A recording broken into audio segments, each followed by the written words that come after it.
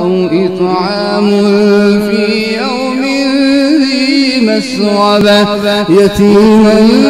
ذا مقربة أو مسكينا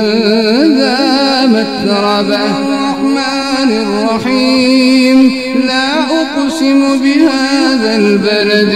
وأنت حل بهذا البلد ووالد وما ولد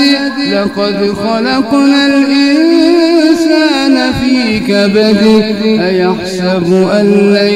يقدر عليه أحد يقول أهلكت مالا لبدا أيحسب أن لم يره أحد ألم نجعل له عينين ولسانا وشفتين وهديناه النجدين فلاقتحم العقبة وما أدراك ما العقبة فك رقبة أو إطعام في يوم ذي مسغبة يتيما ذا مقربة أو مسكينا ذا